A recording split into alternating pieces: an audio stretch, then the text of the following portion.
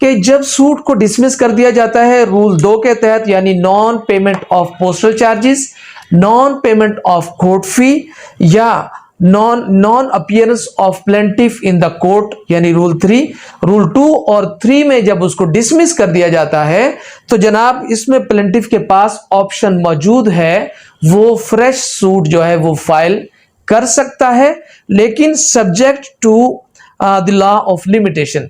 यानी एक दावा फर्ज करें जो है दावा दायर किया गया है जनाब रिकवरी का। अब रिकवरी के लिए यानी दिला पाने के लिए मिसाल के तौर पर जो मैक्सिमम टाइम है फाइलिंग का वो 1 ईयर है, ठीक है जी।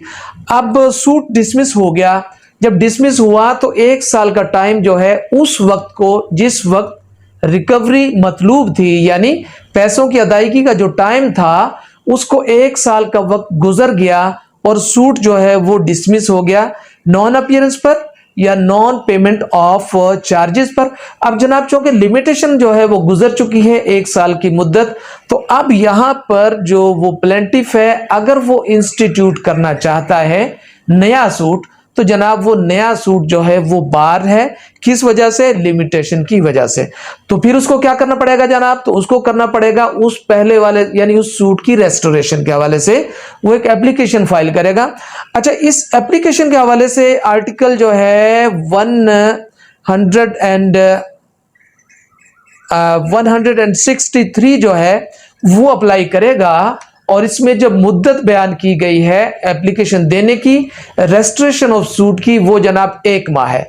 यानी जब सूट को खारिज किया गया, डिसमिस किया गया, इस बुनियाद के ऊपर आपने पोस्टल चार्जेस जो थे वो मुद्दाले की तलबी के लिए या मुद्दालहम की तलबी के लिए आपने वो अदा नहीं किए, या आपने कोर्ट फीस अदा नहीं की, या आप जो है दावा तो दायर कर दिया लेकिन कोर्ट में अपीयर नहीं हुए, तो जनाब आपका दावा डिसमिस कर दिया गया। तो आपके पास टाइम है लिमिटेशन एक्ट के तहत कितने दिन का? 30 डेज का। आप विद इन 30 डेज जनाब एप्लीकेशन फाइल कर सकते हैं कि जनाब ये सूट जो है इस वजह से या इस गलती की वजह से जिसको आप जस्टिफाई करेंगे कि जनाब ये प्रॉब्लम हो गया जिसकी वजह से ये नहीं हो सका, तो अगर आपने कोर्ट को सेटिस्फाई कर लिया तो आपने के की जाने वाली सेटिस्फेक्शन की बुनियाद के ऊपर कोर्ट क्या करेगी? आपके दावा को रिस्टोर कर लेगी।